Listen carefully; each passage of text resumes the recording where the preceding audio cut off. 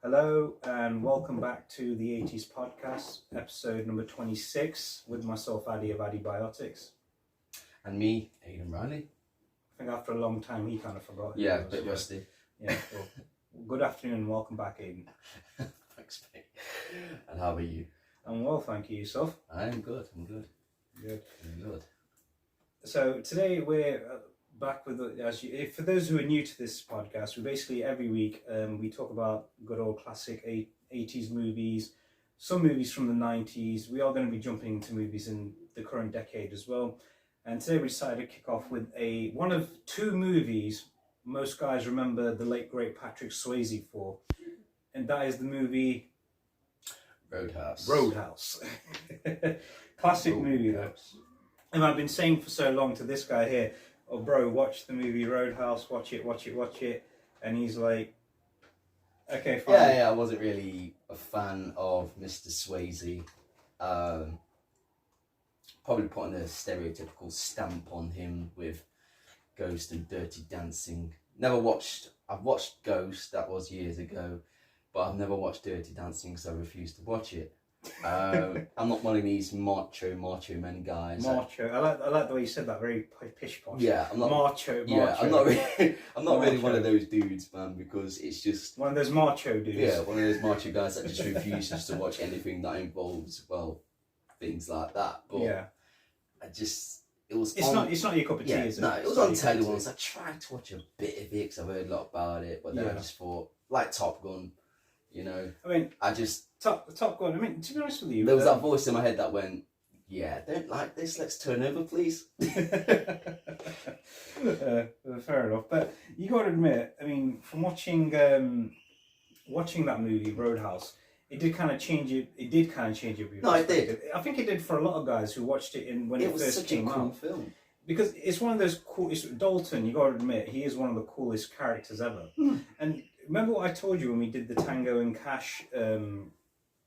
When we did the Tango and Cash podcast in season 1, we mentioned how Patrick Swayze was considered to play Cash. Yeah. And your reaction was, no. It was like hell no. You know, why would they? Kurt Russell was better at the role than him. He was, and he would have been. Yeah, and then what happened was when he did that, and because then he turned down Roadhouse, so he turned down Tango and Cash to do Roadhouse because he thought, if I'm going to be Stallone's, maybe he was thinking, okay, what's the point of me being Stallone's side co-star when I can be the main star of this movie? Exactly. So that gives him more credibility. It gives him more of a really good reputation if he's the main star instead of the co-star. Yeah. There isn't anybody like him in that film either. Well, unless it's Wade. Wade Garrett was awesome. He was only a bit part guy in the film. He turns up at the end and he plays a little bit near the beginning. Well, in the middle of the film when he rings him up for some advice. Yeah. But then he turns up again to actually help him out at the Deuce. Double Deuce. At the Double Deuce. So it's just, but he only turns up for quite some time, doesn't he? And he helps kick ass and take names and man, I love it. We're going to talk about the scene. You got a skinny little runt by the name of Dalton. Yeah, you got a skinny little runt by the name of Dalton working here. It's like make me a beer. I'll be back in a minute. Now, before we get started into the movie depths and everything, because what we do is we talk about the movie plot, we talk about certain characters, the behind the scenes talk, our favourite scenes, our favourite quotes, and then we give the movie a score out of 10. So before we get started, I'd like to give there's a lot. While we've been off, there has been a list of shout-outs I'd like to give to people as well while we have been away. So, I mean, it's just our way of saying thanks to people, to all their support and everything along the way, because, without them, it just never would have seemed possible. And I'll be honest it's all with about you. the support. It's all about... So, first off, I'd like to say, obviously, you've got to say a big, let's start with the welcoming. I'd like to say a big welcome to Nesh. I met him when I was in Birmingham. Awesome guy. Very, very kind, very individual, and very nice, very, very kind individual, very considerate.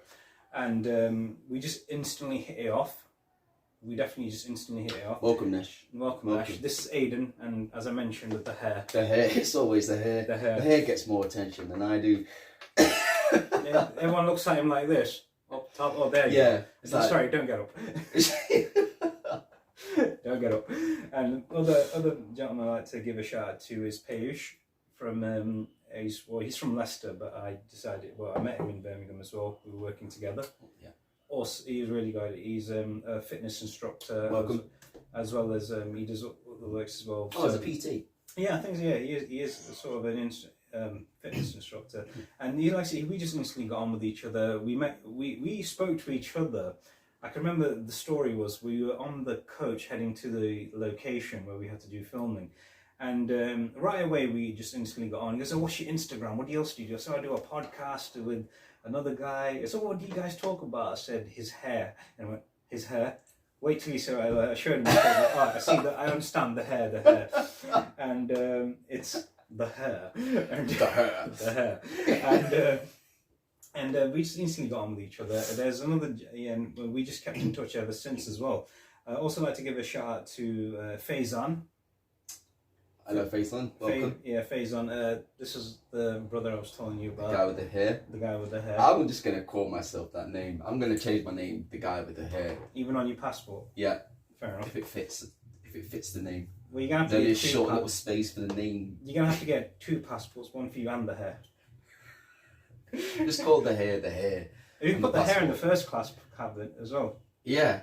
He can get first No, class. I don't want to depart from it. No. We come with a package, you see. It's a package deal. Take it, package can't leave deal. it. It's a Take package it, can't deal. leave it, can't leave it. And also like to give a shout out to. Me and Faizan got on with each other like there was no tomorrows. First time he started doing he's been doing the acting work for a while, like myself. And same with Nesh and same with Bayush as well. Also like to give a shout out to Anna. I met on the set. Hey Anna. Absolutely lovely person. The guy with the hair. Yeah. Actually, she's seen some of the reels and everything. Like, yeah, it's cool, the hair and everything. And also, I'd like to give a shout out to. Vicky. Hello, Vicky. Vicky was absolutely great to work with as well. And like I said, everybody was great to work with on the set. I mean, like we just spoke to each other as if we already knew who each other was previously. And I'll tell you a funny story. As soon as I arrived there, people were talking to me like, "Where do I know you from?" I was like, "What are you?" They were like, a few people were like, "What are you famous for?" I was like, "Nothing as far as I guess." I was like, "Nothing as far as I guess." And, what have I done? What did I do? I didn't do anything. I told him, like, I have a YouTube channel. I've worked with this company for quite a few years, and they're absolutely great to work with. And it was just absolutely brilliant, a brilliant team to put together there. And I'll be honest. Also, Olivia, let's say hello, Olivia. Hi to Olivia as well. She was great to work with. And like I say, a lot of people were just, like I said, I like that feeling where you work with people and you know the fact that you feel like you've known them for a very long time. I like people like that because you have that great chemistry and you have that great positive energy that bounces off one another. Yeah, for me, that it's the same thing. Yeah. Because they're approachable and you know that you can talk about 90% of the things that you want to talk about. Yeah, definitely, I agree with that. And that's when you know. I mean, you just click. You do. It's like a spiritual connection. It's just, you know when you're not going to get along with somebody because you get those negative feelings, right? Those vibes. Yeah. So you just think, no. Some people are very deceiving. Definitely. And then you find that later on. But then you know that you're not going to connect. No. Some people take a while to actually unveil their true colours, and then you think, okay, we're not going to go any further than that. But some people, you think, right, I'm going to be friends with this person for years. Yeah, you do. I'm grateful that I've met you guys. You and Tyler, I've known for quite a few years now. Yeah. And there's plenty more in this in our group as well. Adventures along the way. Yeah, exactly. Yeah. So. But we hit it off straight away. Oh, heck yeah, we did. And look where we are today. Exactly. Yeah. And also I'd like to give a shout out to Holly. Hello, Holly. Met her on the set as well. She was a complete gem to work with. And I kept in touch with a lot of people on there as well. One other guy who was just absolutely brilliant to work with, Fuzi. He was just, like I say, he was really kind and just a wonderful guy to work with, and hope to work with him again down the line on the set. And like I said, there was so many people we worked with. Also, one of your big fans, Mason. Bro Mason from our workplace. I just want to say, Hey Mason. So he's a big fan of you as well. Really? You know, nowadays he's kind of buffed up the hair a little bit, and he pretty much does the same thing. Like, all right. And he goes, if we ever do the saga of John Wick, he's coming on for every single episode. So done. It's a done deal. And he goes, all between the talk, I would have to probably sit here somewhere, and you two would just be sitting here, and it'd be like, how are you? I'm fine. Okay. And you're like, guys, let's just talk now. I'll be like this all the way through. What's going on here? Then looking at the hairs, looking here at the faces. I'll be like malfunctioning. Also, I'd like to give a shout out to Mike. Actually, two Michaels I'd like to give a shout out to. One is Mike from my gym, and I wish him all the best for everything. And Mike, who I used to work with as well, he's moved back to London, and again, it was a gem. It was a pleasure working with you, my friend. It definitely was, and we've got to keep in touch. And also, who else I met on the set, Caprice. I'd like to give her a big shout out as well. Hello, Caprice. Also, Ben. These are from people who I've known for a while now. So we've done the set, now we do the known for a while. Okay. Also, Claire. We met her as well. Claire from the other episode. Oh, mad for it. Mad for it, yeah. Mad for it, mate. Mad for it. It was so great to see her again after such a long time, because it was like... Did you know she was going to be there? I did, actually. I actually did. And we kept in touch over the years, and I just said to her, it's going to be great to work with you again finally after such a long time. And it was. We just... we kind of like shared the same aches and pains and everything, but aches and pains. I mean, like for example, like we were standing around for countless hours. You're just getting fed up, yeah. I wouldn't say fed up; it's a bit of a harsh word to choose. Okay. But it was just like it was like frustrated. It could get frustrating after a little time, bro. I'll be brutally honest. It was a bit frustrating from time to time. Yeah. And also, I'd like to give a shout out to Ben, who I went to college with. Hello, Ben. Ben was awesome, and he still is. We wish him all the best. And another guy from my gym, Francisco. Hey, Francisco. Hola, hermano. ¿Cómo estás? And how is you? He's a cool guy, man. He's awesome. He's just a really, really great guy to work with. Also, Toby, another guy from my gym. Hey, Toby said the same thing when we sent him that message. He goes, "That your co-host, that hair's epic." Thank you. Yeah, the epic hair. That's years worth of growth and years worth of practicing. Yeah. And, even Dylan. What was I calling him? Dylan, because we're both fans of the Predator movie. Yeah. And he says the same thing. Next time, if I come on the podcast, I've got to get my hair. Me and Aiden's hair's gonna have to have a bit of a race. God, you'll have no chance. I'm sorry. Yeah, no, see, he said it himself. It's just like 4 or 5 years worth of growth, man. Definitely. Also, want to give a shout out to Yods and Ben. They're moving out to. You know a lot of Bens, don't you? Well, Ben goes to my gym. Another Ben is, like I said, we went to college together, and yeah. Ben, they're really good guys. That's 3 Bens. No, I said 2. Oh, okay. I thought you. That's a lot of Bens. A lot. Yeah. And also, I want to give a shout out to Tommy Hall. Sounds like a MILF. Sounds like a film star. Tommy Hall. Tommy Hall. Yeah. So, that's a really cool name. And also, I want to give a shout out to Noaf. He's Noaf. Yeah, he's from Saudi Arabia, so he's moved back out there now. That's a very cool name as well. See. Noaf. Yeah. Tommy Hall. And also our team as well, Zia. Gotta give him a shout out. Of course, Zia. Will. Of course, you got to say that to Will. Mantis, Tal, everybody. Again, guys, without you guys, this. All you guys are raw, man. We're all family. You're incredible, and I cannot wait to see you all again. So we can have that epic, unique, wonderful conversation, strange conversation. We always have a strange. labyrinth of a conversation. It can go anywhere. Yeah, definitely. So yeah, so that's the. I think we've just done one whole episode just on shout outs. Yeah, it sounds like it. Sounds like but it's worth it. It's worth it. Yeah, they because deserve the shout. like I say, you know, without them, this just never would happen. It's just an amazing thing to meet new people and like get an understanding of, hey, what's it like living in the city you live in? What's it like living in the city I live in? And, yeah, you kind of have that comparing. And you feel comparison, that inspiration in you each other do as well, and that makes you even more able to do the podcast because you want to do it more because you want to do it for them, right? Of course.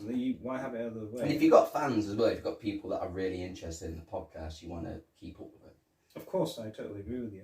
So moving on to the movie Roadhouse. Starring Patrick Swayze, who I used to didn't like, but now I kind of do. Right, if you wait, I'm going to say this. Everyone's going to hear Point me. Break, right? You're going to mention Point Break. If you think you liked him in Roadhouse, wait till you see him in the movie Point All right. Break. Well, let's make that a part of the list in weeks. That was actually before season 2 ends. We will do. It's only just begun, bro. Yeah, well, we've got a lot of episodes, but we've got to make sure that we do that film. I mean, there was a movie Swayze and Tom Cruise did before they both hit it big. Okay. It was called The Outsiders. Even had Ralph Macchio, who became famous for playing the Karate Kid.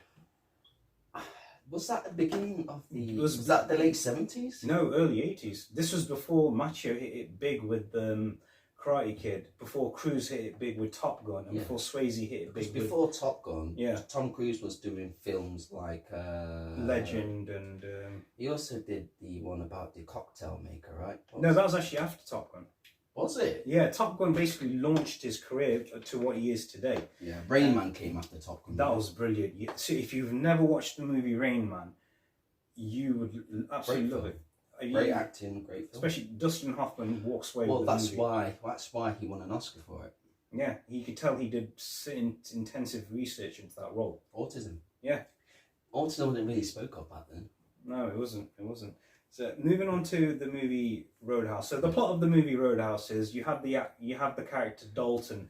Nobody knows his first. Actually, they say that slightly. His name's actually James Dalton, but everybody throughout the whole movie just calls him Dalton. And I think if you called him James, it wouldn't be. Yeah, and cool. also he probably didn't want to be called James. And Dalton.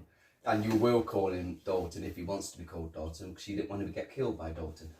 I mean, he doesn't look like he can do much damage, but he can do some intense damage. Yeah, I love the underdog films. He's an underdog. He is, and if you look at him, like he controls guys who are a lot bigger than him, taller than him, stronger looking than him. But he's kind of like, I would say, he's kind of like a modern day cowboy with the cool hair, the mullet, and like because back in the 80s, most guys pulled off. Everyone had a mullet. Kurt Russell had a mullet. Sylvester Stallone had a mullet. Patrick Swayze, Mel Gibson in Mad Max had a mullet. And in Lethal Weapon. His mullet was a lethal weapon. I saw a kid. Mullets are actually coming back now. I think I might have to. Actually, I don't think I can grow a mullet. No, you could, but don't. No. Yeah. It's. I saw when I went away. I saw a kid like he was about 16, 17 with a mullet. I was like that. You were jealous. Your hair was jealous of his hair. I was like, that kid's got a mullet. And it looked epic. I was like, wow, the 80s style was coming back. All 80s. We'll have the flares next. No, sorry, that's 70s, isn't it? Yeah, and the disco ball. That's 70s. That's 70s. Yeah. And so, like I say, so Dalton, what is he? I'll say he's a modern day cowboy. He has a degree in philosophy. He runs. He's basically what's called a cooler, which is a more specialized form of a bouncer, and he gets hired by this guy named Frank Tillman. He goes, "I need to hire you to turn my bar into a better place. Every night there, we have to sweep up blood, we have to sweep up eyeballs, we have to sweep up people's basically teeth. It's trash. It's trash. They're trashing the place. You see that. And then when he goes, all right, but I want to hire you. He goes, no, hire Wade Garrett, my mentor. No, he's old. He's the best. He goes, no, I want you. Yeah, I want you. I love it when he says, he goes, no, it's like, I want you. And then when he gives that dialogue, he drops his sick when he goes, all right, 5,000 up front, 500 a night cash, you pay all medical expenses. And then he says, done. He goes, and another thing, whatever I say goes. Yeah. It's like nothing else, me. It's all me. Whatever I say, everything goes. I do what I need to do. It's like, yeah. Done. Done. Okay. And When can I expect you? You don't. I'll turn up. And then That's the other amazing. the other line's funny. After he's been cut across the arm and he's stitching himself up, and the guy goes, "I got your plane ticket." And he goes, "I don't fly. It's too dangerous." Like, what you're doing isn't dangerous. You know, it's just quite funny. You just don't like flying. Basically, it's like Brave Rockers, isn't it? It's like, it's like I ain't getting on a plane. You know, it just doesn't. Oh, you're not getting on a plane. So it doesn't get my hair won't get on the plane. Like I said, it needs its own passport. It's like when he says you don't fly. It's like when do I expect you? He said you don't. Drives. It's like you don't. Yeah. I'll turn up. Yeah, and then he moves into a place, I think in Kansas. One of my favourite characters in the film is the farmer dude. The what's Red, I think his name was. No, Emmett. Emmett, yeah, he's cool, man. Emmett was a cool character, and I think quite a lot of the characters you meet along the way, who he's polite to people, isn't he, Dalton? If you look at philosophy. Philosophy. And then what was quite interesting, the thing about Dalton is he's extremely intelligent. If you look at him, look at what he does when he moves to a new town. But you can tell, right? What I love about Dalton is, right, I love how calm he is. Yeah. Right. You can tell with a person with intelligence, right, they are calm in situations. You know, in the start of the film, he doesn't really unveil much about who he is until something happens. Yeah. And then he just goes, he looks first, and then he goes, looks around, and then he looks at his mate and goes, yeah. Controls the guy's situation. And moves like that. He goes good. Like that. And then something happens, then he deals with it. And then the guy's like, come on, I can take you though. And it's like, okay, outside. And then he goes outside and then... He's basically kicked them out. Yeah. And then he goes, so that's reverse psychology. He goes, okay, so he's already said, right, okay, yes, he's accepted my invitation to have a brawl. And then he takes him outside and says, okay, I've got you where I want now, Dalton. Come on. So come on. And he goes, turns around and walks off. And he's like... I just love that scene because he's done his job. He's kicked him out. Yeah, it's true. I mean, that was really good about Absolutely that as well. took the mick out of him, just played him. Yeah, love it. It's good. And one other thing I like about Dalton in that movie was, you know, when he moves over to the new town. Yeah. And he goes Jasper. And he goes to get all those essentials. Like he buys a backup car because he knows if anything happens to that Mercedes, it'll cost him a lot of money to fix it. And then he buys that battered old car. Just the way he buys it's so funny when he's looking around and he opens up the bonnet and then the guy goes, oh, she works well. And goes, these lights work, and they open up and he's like, oh, I'll take it. And goes, buy spare tyres, I'll take it. It's like he knows. And then he's like this, like that, saluting off to everybody. And then you got that room for rent? Yeah, there's no TV, no air conditioning, no phone. He goes, don't watch it anyway. I'll take it. Yeah, he does. He loves it.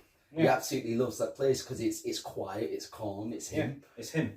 No distractions, no TV. Yeah, exactly. And then you see, him when the car gets wrecked the first time, and the guy goes, "You might as well scrap that. The windscreen will cost you more than things worth. Well, I like it. Just order me one." He goes, "Yeah, fine. I can give you that right now. Let's go." And then he just politely introduces. He goes, "I'm not staying for long." He goes, "I said that 20 years ago." The guy who owns the mechanical store. Is that what happened? He goes, he's asking questions. He wants to know about these people. Yeah, and he's making friends. He hasn't even been there that long. No, he hasn't. And he's like, "Oh, okay.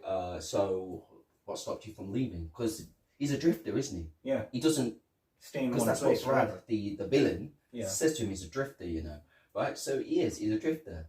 And it's like, okay, I'm not going to stay here long because he knows he makes enemies and he knows that if he stays in one place for so long, he's a dead man. And because that's what the girl says to him, doesn't she? When she sees him as, "I'm just looking at a dead man." This funny thing is, everywhere I go, I hear the same joke. Yeah, exactly. But he is a dead man. If he stays in that one place, he will be a dead man. Of course. So, but he's making friends, and that guy, Brad Wesley, played by Ben Gazzara. No, not the villain.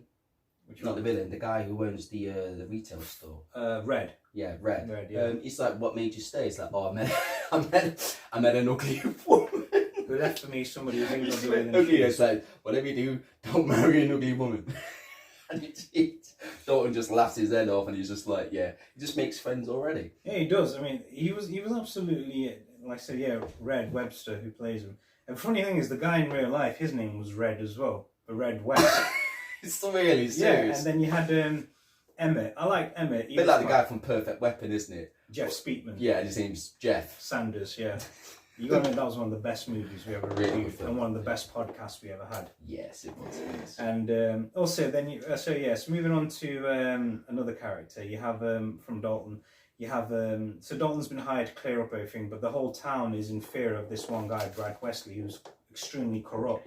He's getting rich off all these people. Extremely malevolent, extremely untrustworthy. Of course, deceiving, smart. He is extremely smart guy. You could tell right away he's going to be a bit of a difficult person to deal with. You know the scene where Dalton's driving his car and this guy's all over the place singing. He doesn't care. And he's like nearly hits him. And then Dalton figures it out later down the line who that guy was. And also, I love when we first meet him, when he comes in with his helicopter. Yeah.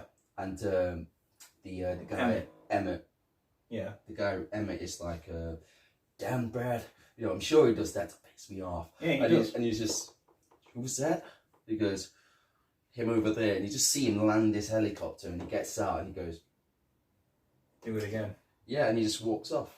And you think, wow. It's kind of an interesting concept where there's a river separates the hero from the villain.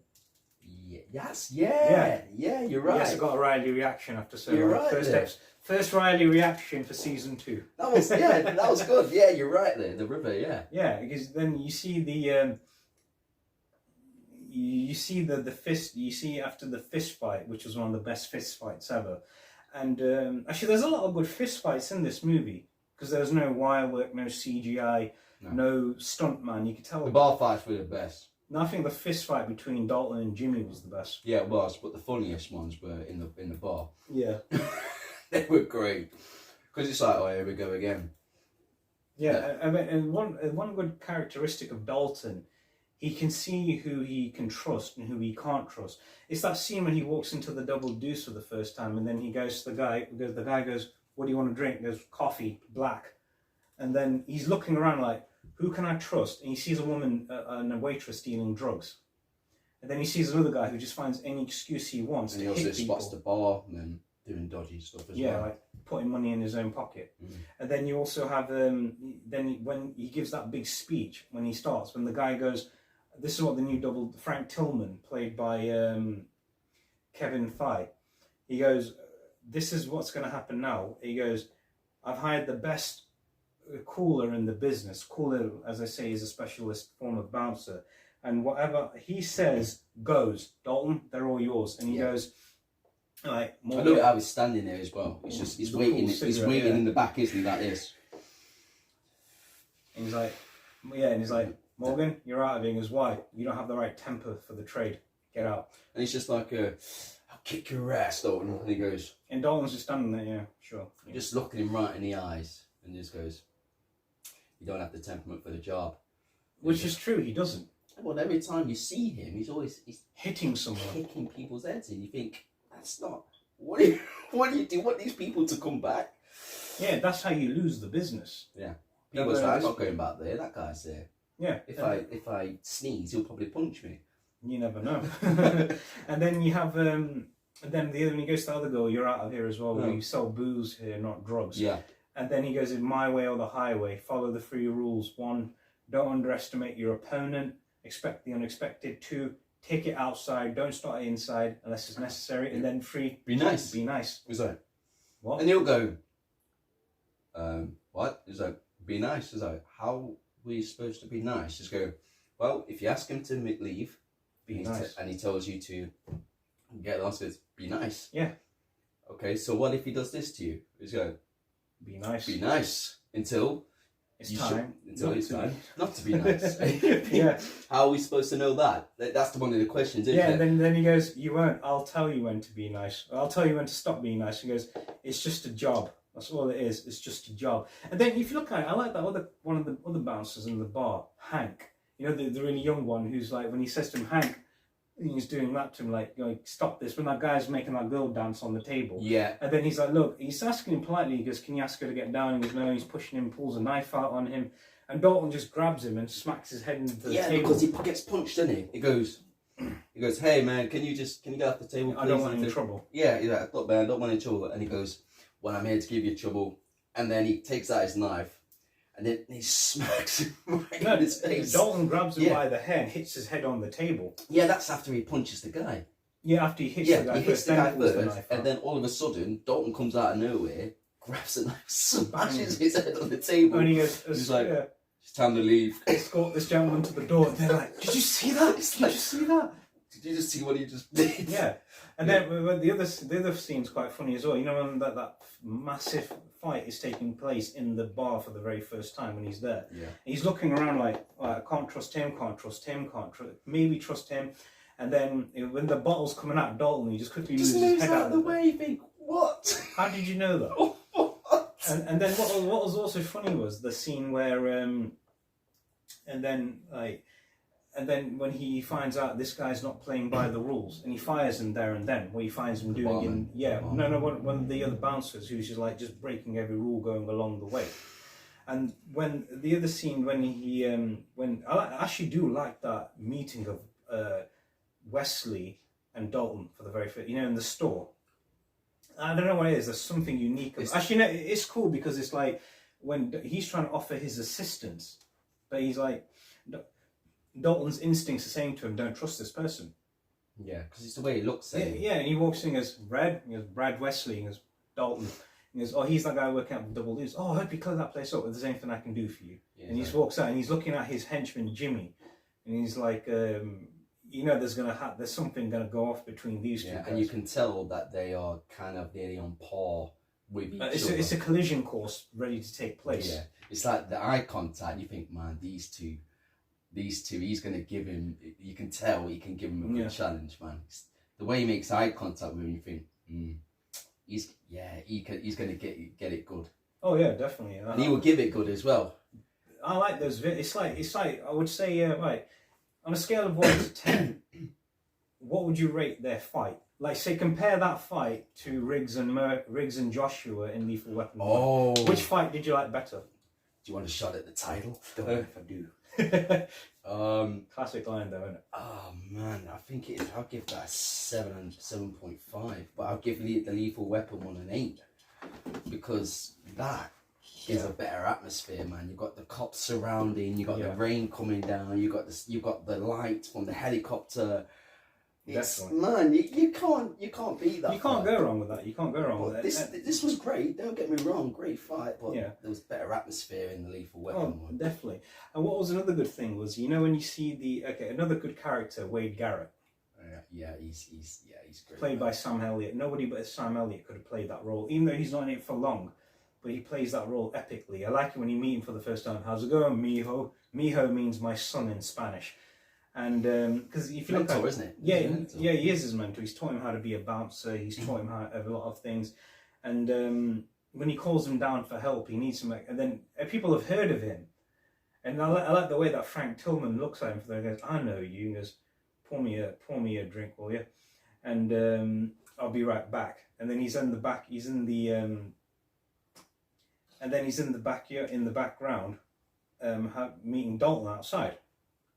And he does, isn't he? He's meeting Dalton outside, and then you see Dalton's getting beat up by all those guys. I like the way he says that line. He goes, "Give me the biggest guy in the world, and I'll hit him in the knee, and he'll fall like a rock."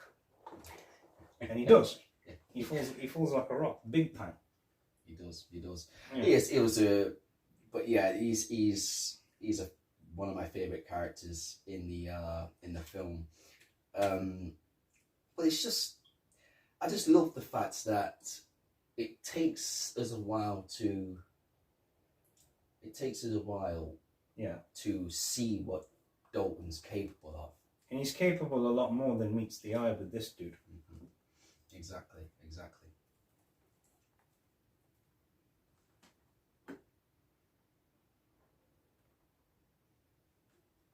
And so another good character that you liked in the movie? Emmett. Yeah, I remember you mentioning. Yeah, he's come on, you gotta love Emmett, haven't you? You gotta love him. He's one of these guys, right, that will do anything for anybody, and he's a simple guy. He's a simple guy. Yeah, he's like a grandfather in a way. He is. And he's so nice to talk to people and everything. But when Dalton says, but when Emmett says, "Can I trust you?" And he goes, Yeah, it's like when he says, "Do you like horses? If they like me," because in real life, Patrick Swayze lived on a horse farm and he raised horses as well. Yeah, I saw some videos of him as well, and it was like he raised horses. That's interesting to know because you know what. I bet it was really difficult for him to leave that place from a tranquil area to the hustle and bustle of Los Angeles. Yeah. Because, I mean, come on, man, it's just, who in the right mind would want to live in a place like that? Noise, with just continuous noise all the time, isn't it? Yeah. You know, regardless of all the glitz and glamour, but that's what it is. It's just a lot of loud noises taking place. Screw that, I'm sorry, but I bet he didn't move there. I bet he stayed. Because he doesn't seem like the kind of guy who would actually, because I'll probably watch a few interviews on him and to actually, you know, get to know his personality. But judging from the films, judging from him, that character actually really suited him. When he was doing Tai Chi. Yeah, that was an amazing scene. You know, it looks like he's actually that kind of dude to do that. Yeah, in an open area and away from all the crap from the city and everything else. Yeah, true. So if you know you can take the farm away from the person, but you can't take the farm out of the person. Yeah, you can't take you can take the farm away from the person, but you can't take the person away from the farm. Or is it the person away from the farm, not the farm in the person? It's like you can take the person out of the farm, but you can't take the farm out of the person. Yeah, exactly. Yeah. The peaceful, the tranquility. Yeah. He probably didn't move to LA. No, I'm saying he didn't. He didn't move to LA. Yeah, don't blame him. Yeah, and right, moving on to Brad Wesley, the villain. Yeah. One of the most evil. I think he's definitely like he's the general of the whole town. He's like the emperor of Rome. He's a dictator. He's a complete dictator. He's like the emperor of Rome. He runs. It's like when he goes, the whole town lives in fear of you. Yeah. And then it's like, the whole town's in fear of him. And what's his henchman, that Jimmy? He's basically, he's a gladiator. Yeah, ex-convict. Ex-convict. There's something that he says in the fight, and you think, wow, okay, that's one of these things where you don't mess with a guy like that. Yeah. You don't mess with a guy like that. But obviously the fight is great. But when he says that, you think, sick, wow. dude. Wow. He's sick, twisted. No, he is. And Dalton, yeah, he can be sick if you get on the wrong end of him. Yeah. But it's like that scene when the guy pulls the gun on him and goes, "I'm going to kill you the old-fashioned way." And then what Dalton does to him afterwards is just... Yeah. You hear a lot about that. Yeah. You hear a lot about that in the film where he goes, "Oh, what did he do?" Yeah. And he goes, "He ripped someone's throat out." And they're like, "No, it's dude. like him. He's the skinny guy ripped a person's throat out." It's like, get real, man. No, not a chance, man. That's the big dude that he fired. Yeah. Right? He goes, "Who is this guy anyway? What's his story?" And he goes, well, rumor has it that he ripped somebody's throat out. And he goes, "Yeah." "What, him?" It's like, "Yeah." He's like, "Yeah, right." And then you see it and you think, yeah, that was right. Yeah, that was right. It was right. Yeah, it's not a rumor. It's not just hearsay. Actually, there's no Roadhouse rumors. It was all Roadhouse realism. Quite a lot, yeah. So the way he does it, he goes, and you're like, "Oh man!"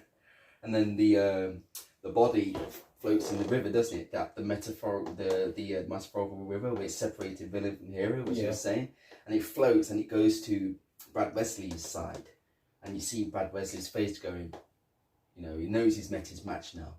Because he looks over and goes, "Hey Brad," it's like, "F you."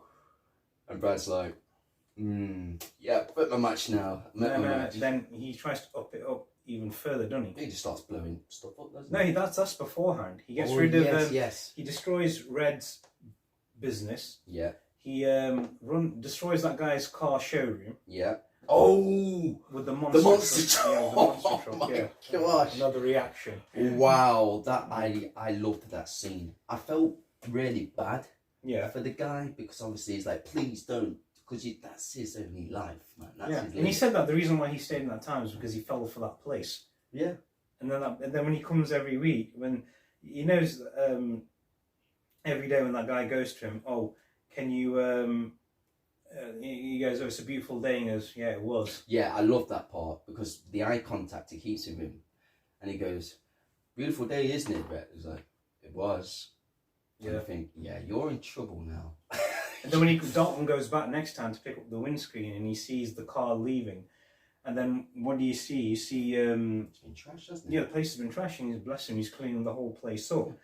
All right, one more great character I would say in the movie is I would say, the beautiful lady. Yeah, Kelly, she played is. by Kelly Lynch. Yeah, the doctor. And yeah, she's smart. The thing I like about her, she was very, very smart. And she's like saying to them as well. She's like saying, you have to get out of town. But he's like trying. She thinks Dalton's as bad as Brad. She does think that because what really imprints that in her mind is when she sees him with the throat. Yeah. And then you realise then, because she's a doctor, don't forget she's a doctor, she saves lives. She doesn't end lives, she saves lives. That's true. And he's ending lives. So would a doctor want to be with somebody like that? No. Not really. So when you think about it, you go, wow, okay, she's just seen him, she actually see him do it. Yeah, exactly. she sees him do it. She has seen him do it, and it's like, and she's like, no, I need to get away from you and him. Because remember, Wesley had a thing for her, didn't he? Yeah. And she goes, he's crazy. And he goes, and you're not? I don't think Dalton's as crazy as Brad. No. I mean, Dalton has a certain level of craziness. If you make him crazy. If you make him, but he's cool, calm along the way. Yeah. Which was cool. Behind that. Oh yeah, there's that big mystery about him as well. But then you don't realise until later on when Wade Garrett, who's like here, the father figure, the older brother, the mentor that he's always had, when he comes to save his life, and then he goes, when he sees him getting beat up, and then he's like he's helping him fight all the other dudes along the way. And then he's like, I had it all under control. And he goes, yeah, I know you did. It's good to see you again. And then everyone's like, who is that guy? And he goes, gentlemen, Wade Garrett. He's like, oh, what? Wade Garrett? It's like, I know that guy.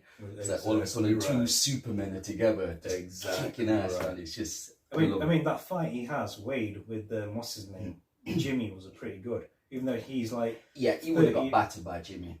If Dalton wouldn't have got set, because Jimmy was a different level of just some random bloke in a bar. Yeah.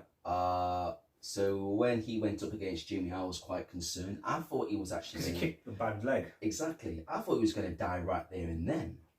Obviously, what happens to him later on is horrible. Yeah. But I'm glad Dalton got in, and I thought, yes, we're going to have like a WrestleMania moment here. That was sick. Yeah, it's just the eye contact, and then Brad goes, come on, time to go. And you're like, oh man, come on. The fight was about to get interesting. Come on. Yeah. I want those two to get at it. But obviously they didn't. Yeah, another good guy, Cody, played by the late great Jeff Healey, who had a band called the Jeff Healey Band. They did a lot of the soundtrack for this movie. One of the things I like about him, and he already knows what Dalton's like, and he's blind. In real life, he was actually. So I'll read this a little bit. He goes, Jeff Healey was actually blind in real life, and he was playing guitar since the age of 3. Wow. Yes, another reaction. And he was blind since the age of 18 months. Yeah, so about a year and a half he started going.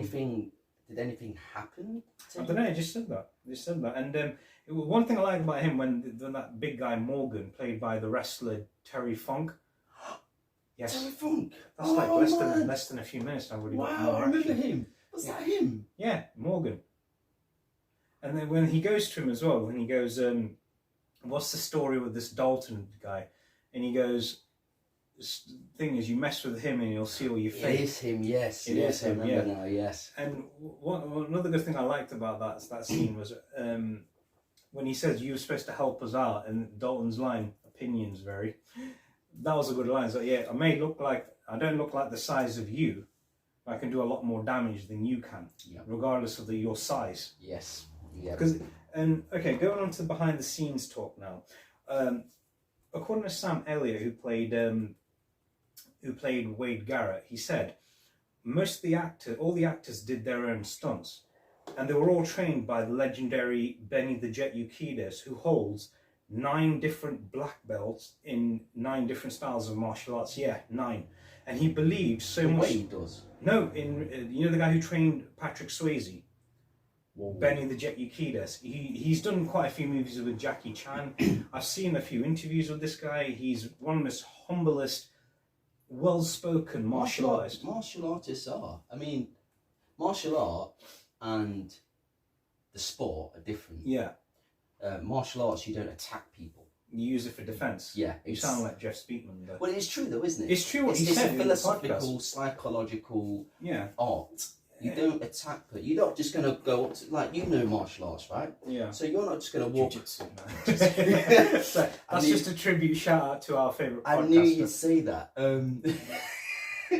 Right, so if you won't go out and shoot this roundhouse kick someone in the face, will you? You won't. Unless they were attacking someone, then yeah, I would do. Yeah, exactly. But I say, for example, I'll jump in for defence, but I wouldn't jump in just for the sheer sake of. I wouldn't say I'm Kreese from Karate Kid. Yeah, well, yeah. I'm not John Kreese from the Karate Kid. Yeah, you just attack and attack and attack. It's all about defensive. It's like I wouldn't kick somebody's glass bottle out of their hand. Yeah, just for I would fun. just for the showing off my abilities. Just for ego. It's you have to, martial arts keeps your ego in check. It does.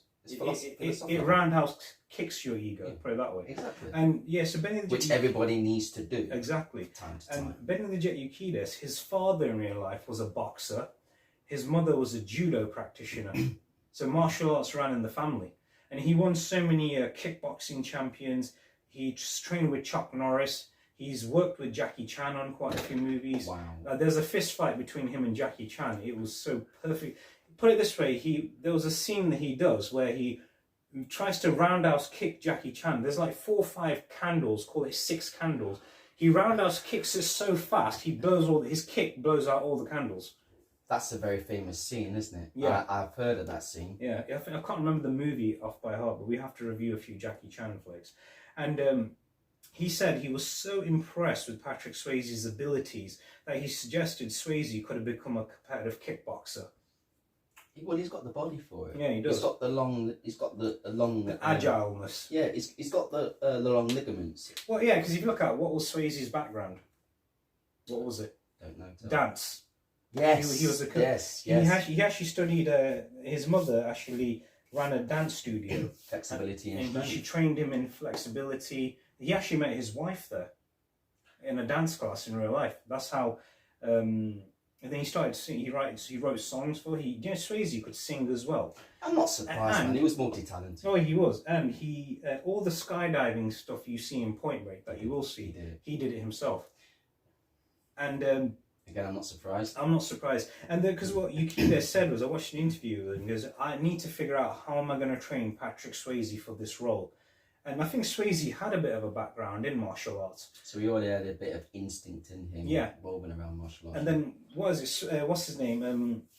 Benny the Jet Urquidez. He says that when I saw him training, when I saw his movement, he goes, he kind of moves like a cat. He goes, so that's how I'm going to train him. I'm going to train him to be like a cat. Because if you look at him, when he's like getting ready, he's like moving up and down like a boxer in it. You don't know what he's going to do. Is he going to throw a punch? Is he going to throw a kick? But he also has his hands open like that. Yeah, it's like he's like that, and he's like getting ready. Cause it's like that guy when he's going to come at him with a knife, and he just moves out of the way and does a he's got his palms backhammer ready, fist to his face. so he can actually just quick. So if he had a fist, it would take it too long to actually open his palm up to block it. But because he's got his palm open, like 3/4 open already, he can quickly open it and just smack.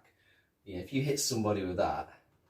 That's going to hurt. Now that you mentioned that, there's a martial artist who I've known not known personally, I've seen from a very young age. His name was Gary Daniels. He was a British kickboxing champion. He holds a few black belts in, I think, was it Kung Fu, Taekwondo, and he actually studied this form of martial art called Silan Wong Kakian, I think that's how you pronounce it. It means Shaolin Wong family fist. He goes, his martial arts instructor by the name of Winston Omega. He goes, for one whole year, when we do talk about it, there's a movie of his you have to watch, and you're gonna absolutely love it. He goes, for one whole year, we did nothing but learn. I learned Chinese history, philosophy, meditation, and I did nothing. He told me to do nothing apart from start from hitting sand, hitting little lentils, little rocks, and then he gradually going up to. He gradually started hitting steel ball bearings. Like he goes, like the little tiny ones, these steel ball bearings. Wow. He goes, what you don't really seem to realise, bone conditioning is so key. Yeah. And if you look at Dalton, he doesn't look like a big dude, but you can tell he's extraordinarily got some good strength. Bruce Lee's known like for Bruce Lee, it's yeah. like the 1 inch punch. Yeah, when he could hit people from and also the finger press up. Yeah, when he goes just like that, and he presses you like, oh, how do you do that? And he's extreme. How do you do that? Yeah. Just one finger there. You just that's a different beast altogether. Yeah, and he says the same thing. Is he had to do enough? Daniel said he had to do nothing but bone conditioning as well. It's like everything had to be conditioned from the knees, the shins, the feet. He goes from the forearms, the back of the hand, the side of the hand, when the you hit palms, the somebody, knuckles. Yeah. And if you hit somebody he says the and same your thing. bone breaks, you think, but if you condition your bones and you hit somebody and it doesn't break, it's going to hurt them more. Have you ever tried bone conditioning exercises? The only bone conditioning, ligament conditioning I do is yoga, and that's it really. Nothing else. Sometimes when I'm at the gym and I'm waiting for a machine, I actually sometimes just start hitting the metal bar. I'm not exaggerating. I sometimes just go like that, like, hit it there, like that, or like that. Not, and I said I just go like 1, 2, 3, and then 1, 2, 3, and it's like, yeah, it hurts a little bit, but you know what? My bones feel a lot stronger afterwards. Yeah, it's like I say, it's conditioning. It's conditioning, yeah. And one other thing, when he was training Benny the Jet Urquidez, back to this, when he goes, Benny the Jet Urquidez goes, when I started training Patrick Swayze and Marshall Teague, who played Jimmy, at first they weren't getting along with each other. Swayze and Teague were not getting along with each other because what happened was when he was, because he couldn't pick up things properly, he goes, during their fight, both men quickly realised that they shared a dedication to realistic stunts, which improved their relationship, and so much mutual trust that they have improvised a lot. They were allowed to throw real punches and kicks. And when, you know that scene when Jimmy swings a log at Dalton, he actually thought it was a breakable prop, but it was an actual... It was a real log. It was a real log, yeah. He goes, he hit it, and he goes, wow. Swayze was covered in bruises, had 2 broken ribs and a busted knee. Holy hell. And then what happened was, Swayze once commented, he goes, during that production, he wasn't sure he was going to live to see the end of that movie, because the amount of injuries he sustained. I mean, and what else I was going to say is, yeah, so, because, you know, Marshall Teague in real life was a competitive kickboxer. He was in the Navy, he was a boxing champion, and he was a kickboxing champion. Wow, so his hits are going to hurt. His hits were going to hurt. And what happened was when when they started doing, you can tell that fist fight was them 2 actors. It wasn't a stunt double. Yeah, sorry. And that was a proper raw, brutal fist fight, which is, if you look at back in the 80s, that's how fist fights were. Yeah, there was no CGI, there was no green screen. It was all our brawls. It's like even in the Rocky movies, you can tell it's the 2 actors fighting. You can tell it was Carl Weathers and Stallone. You could tell it was then Stallone and Mr. T and Stallone and Dolph Lundgren and Tommy Morrison in Rocky 5. Yeah. But even though that was early 90s, Rocky 5. Sorry, Sly. I know you don't like the movie stuff. Yeah. And I'll tell you a funny story. I'm gonna tell you a funny story. But Rocky 6 was good. Rocky Balboa, that's great. And Creed. One thing I liked about Dalton's fist fights, and that was, you know how I like the way how he kind of moves. Like he's a cross between a boxer and say a kung fu expert. When you see him moving, and like Jimmy's just as quick. Like Dalton had some pretty good roundhouse kicks to him. Yeah. And like Jimmy was on par with him though. He was on par. He was definitely on par with that. But that was what was so great about him. He was the best believable foe. And it's like even the scene where Dalton goes back to Wesley's house to take revenge on everything. That was a good fist fight as well. Man, it was wow. When he did that, right, and the guy is going round looking and he's thinking, all these guys are just dead. Where is he? Where is he? Yeah. And then you just hear someone breathing behind him, and he goes, he looks around and he's there, and you think, oh no, he's gonna get took out, and he just gets annihilated, doesn't he? I love it when that polar bear drops on that guy. The fact that they're really big. He's like, I hate this place. And then when he goes, did you see anything? A polar bear fell on me. And everyone's like, that was funny. He was like this. I love that part. Everyone's standing there laughing at him hysterically. Did you see anything, Deep? He goes, a polar bear dropped on me. He's just like, are you going to talk soon or what? No. A polar bear dropped on me. I think, yeah, it's funny how the police was kind of, I would say, helping the town out, because the police got fed up of Wesley's corruption. Yeah, exactly. And everything about this guy was just, he was vile, wasn't he? He was parasite. vile. He was taking. Because he said after the Korean War, where he served, he came to that town had absolutely nothing. It had this, he goes, I brought this here, I brought that here, I brought this here, I brought that here. Because I built this town and now I'm going to make my money back from this town. When he goes, Dalton goes, you got rich off these people, and goes, yeah, you're right, and now I'm going to get richer. Exactly. It was just, well, like I say, he was a dirtbag, wasn't he? He just did not care. Well, I guess narcissist would come into it. Yeah. He was a hellhole of a person. He was just filled with. Well, he was evil, wasn't he? Pure evil. Evil genius, I would say. Yeah, an evil genius. And you could tell the way he looked, the way he looked at people, and you think, and you know what he was thinking. You just knew what he was thinking. You know what he was I want gonna to do. take you for a ride. I'm going to take everything you're worth. Yeah. Because I know I can. Yeah. It's like treading on ants, isn't it? You know, he just didn't care what he did to anybody. Yeah, it's true. He was definitely stepping on ants. He was. And, okay, so going on to some behind the scenes talk, would you like to go ahead first? Well, I'm going to say something trivia. I'm going to say trivia. Right. Let me just find one. I've been looking. Ooh. I've been looking. It's the last list here. This is one. Okay. So this is one of the things that I love about the film. We don't really see much of Dalton's scary side until later on. 26 minutes into the film, he does actually show what he's capable of. 26 minutes. 26 minutes into the film.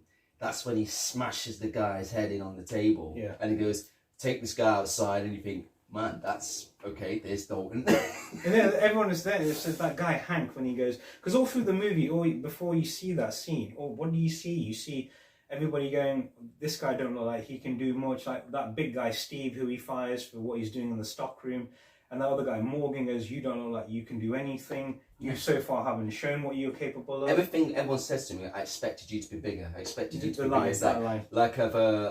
I've never heard that one before. Yeah. It's like everything, everybody, his new boss, what's his name? Frank Tillman. Frank Tillman to the doctor. Cody. Cody says it. The doctor woman, what's her name again? Elizabeth. Elizabeth. They all say it's that I expected you to be bigger. You know what? I expected you to be bigger. It's like I haven't heard that one before. And then obviously it hits you, and you think, yeah, it's not the size of the dog in a fight. It's the size of the fight in the dog. He says that in the film, doesn't he? In a way, yeah. When he goes, give me the biggest guy in the world, hit him in the knee, and he'll drop like a stone. That's true. Another thing as well, it's about the sequel, Roadhouse 2. Oh, I've seen that. Last Call. The character of Dalton, he doesn't show up. No. He's said to have died. Yeah. And shot dead before the follow-up film's events take place. The sequel features just a handful of references to Dalton, but the central character is Dalton's son as an adult. Yeah, Shane. I haven't seen it, of course. It's, to be honest, the fight scenes are pretty good in it.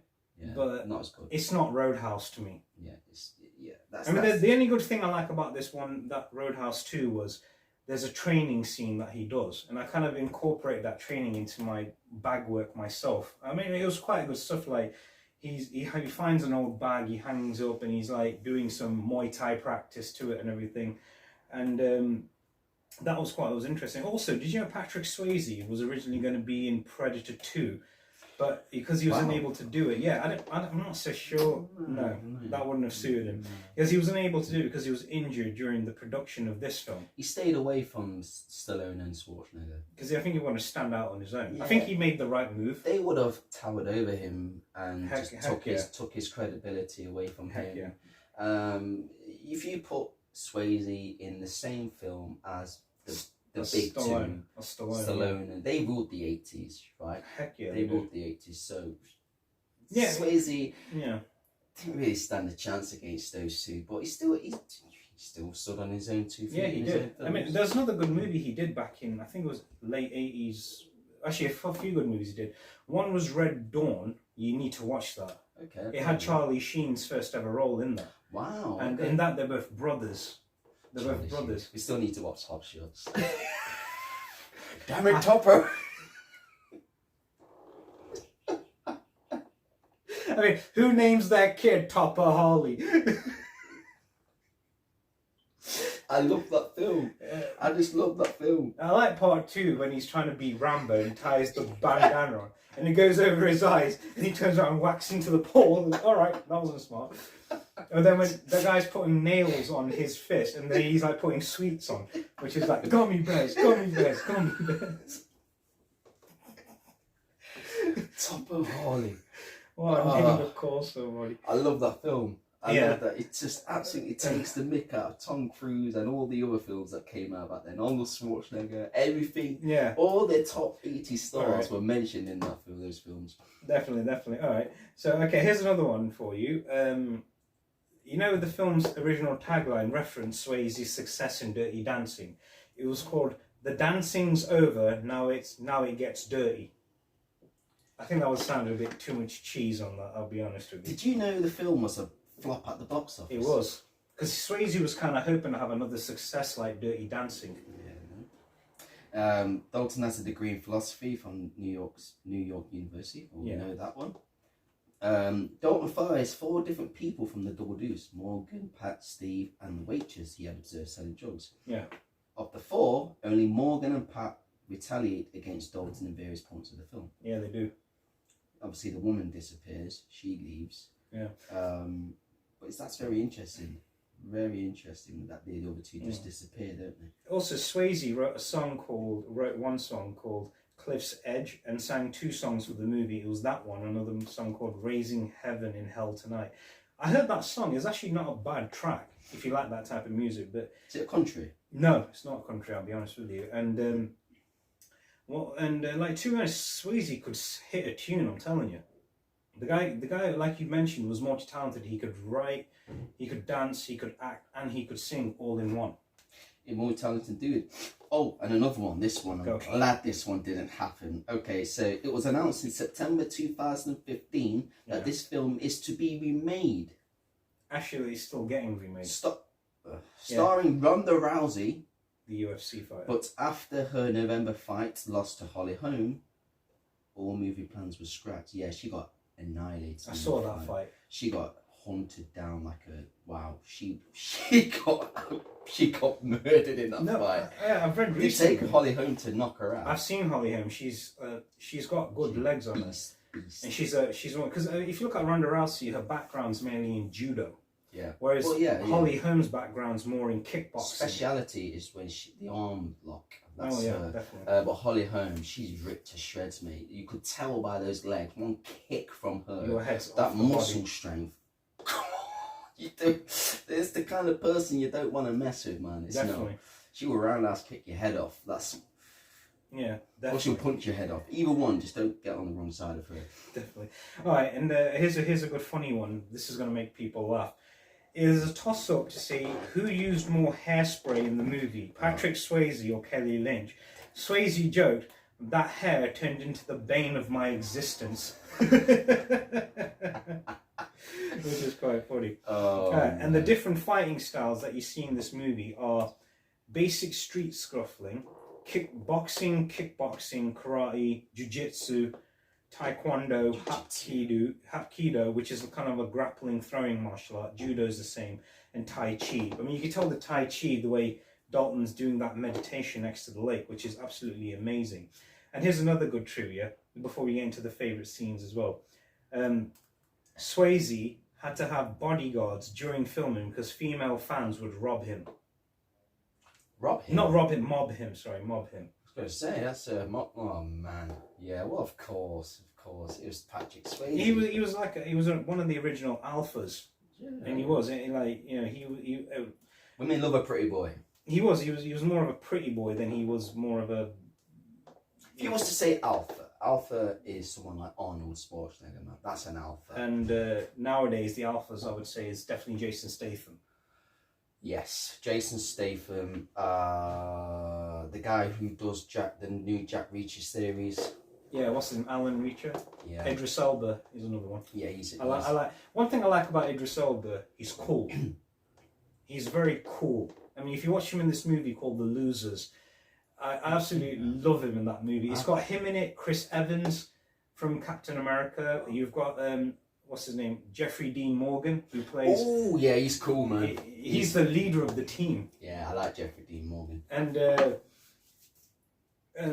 I don't want to ruin it, but there's a great scene involving Chris Evans. What's all I'm going to say? That's okay. all I'm going to say to you. Okay, going on to favourite scenes. What's yours?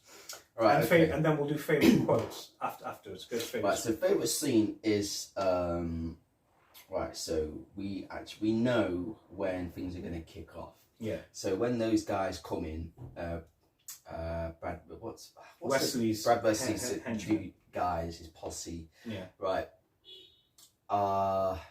He actually no.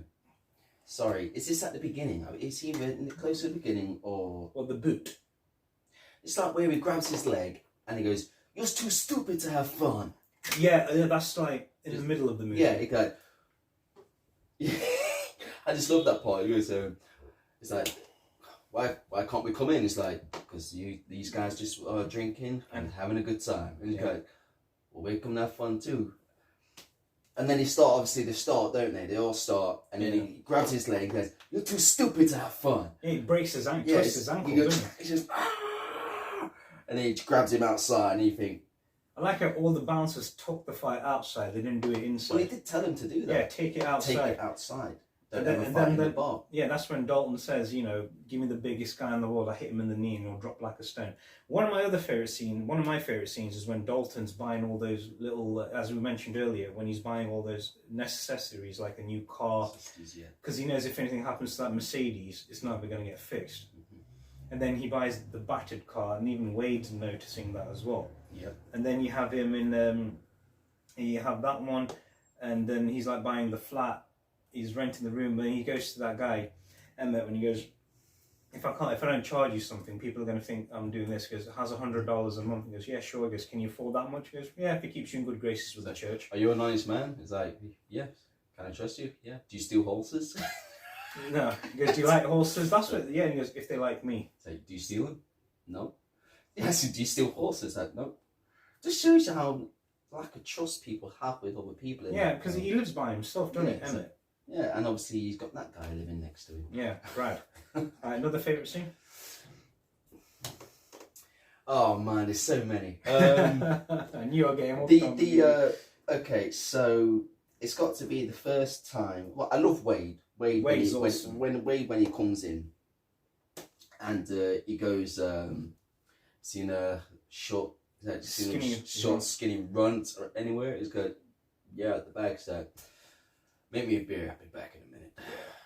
But another one is when we see Dalton do something for the first time. Yeah. Where that guy's causing a load of chaos. With a knife. His missus is on the table. He goes, can you get off the table?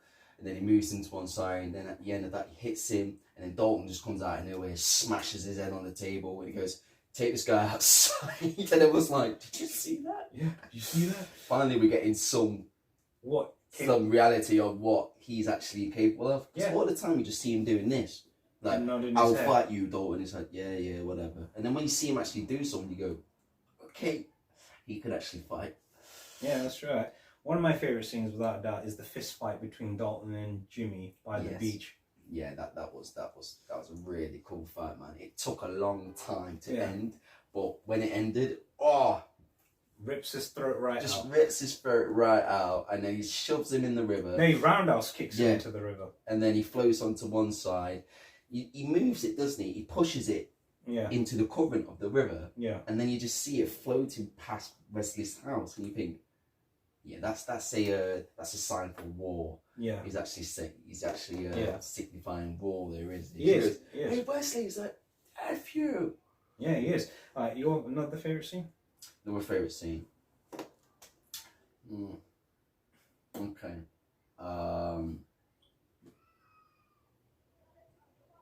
There's so many. There is so. One off the top of your head. Okay, one off the top of my head. It's got. I love the monster truck. The monster truck scene is where he just smashes goes for all those cars. I love that scene because it just shows you that he just doesn't care. He doesn't care, does he? He doesn't care. I think that's there's so many. There's so many, but my top two is definitely, where he goes, "You too stupid to have fun," and obviously the fight scene is just great. The fight scene's great. The ending is great as well, where all the guys he's done in shoot him. Yeah, that's a great scene. You got the shotgun. You got all these guns. Brought shotguns. All these guns, right, just firing into him, and he goes, "This is our town now," and just. And then everybody else just fires him, and then he dies right there and then. And you go, "Did you see anything, mate?" He's like, "No." "No." "Did you see anything?" "No." So, "What about you, T?" He's like, "A polar bear fell on me." And they all start laughing. Yeah, I think that's that's the top three. That's the top three. Right. Okay, so on a scale of 1 to 10, what do you rate Roadhouse? Oh man, I think I've got to give it an 8. Okay. I'd give it about an 8 as well. Yeah, because I gave Lethal Weapon an 8.5, didn't I? Or an 8.2. Well, that's a classic. Yeah, exactly, man, exactly. Yeah, definitely. So well, what's your all-time? Who's your favourite character? In that movie, I'd say I like Wade. Yeah. Wade's a great character. Yeah. Regardless of his injury. Yeah. He can still put up a good fight. Yeah. I think mine's got to be Wade as well, you know. Emmett's up there. Exactly right. People are going to think we were going to say Dalton anyway. Yeah. Well, Dalton, that was good. It's an obvious choice. Yeah, it's an obvious choice, but Wade's is bloody mental, man. Yeah. It's mental. It's the teacher. I like that. The one good of the scene before we finish is, when he's about to hit him, Dalton he just grabs him and he goes, looks him right in the eye. "We don't want to do this." Because, I wonder how that fight will turn out. I think Wade will I think Wade will end it. I think Wade will.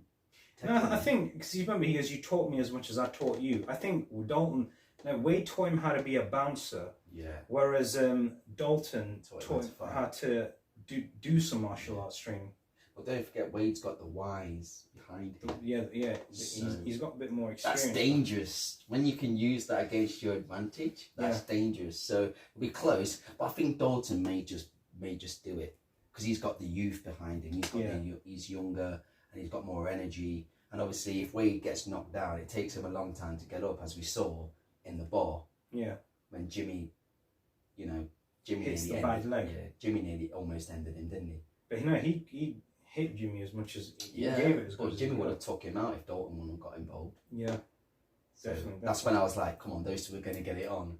And then Mason's like, come on, guys, let's go. He's like, oh, come on, man. Yeah, bang. He's saving it to the end, Definitely, which was a great fight. Yeah. So, again, I want to say welcome back to everybody. And, we're here to stay. We've got quite a few movies to finish. Well, we've got the trilogy of Lethal Weapon to finish. Sorry, Saga. It's a saga, yeah. And we still got so next week we're going to be back with Lethal Weapon 2. And then we're going to be moving on to some other movies as well. You got to watch Point Break. Yeah, that's on the list. That's on the list. And there's another one we got to do as well, a classic one, which has some of the best car chases ever made. Okay, what's that? I won't tell you yet. We can't give it away just yet. All right. Stay tuned. Stay tuned. Okay. But again, we want to say thank you to everybody who's again supported us along the way. That concludes today's podcast. And like I say, thank you again for your support and everything along the way. Aidan, always a pleasure to work with you, bro. Definitely. And stay tuned to watching out for some latest updates as well. And don't forget to click subscribe, turn on notifications because we have some videos coming. Don't forget to click the original Antibiotics channels as well for your food vlogs, for your chat over coffee episodes, for special occasional shout outs and everything. And just stay tuned for everything else that comes along the way. And don't forget, the AAT'S rock. They do rock. Yeah. What this guy said. What this guy agreed with. Right. Till next time, this is Addy. This is Zayden. Out. See you soon, guys.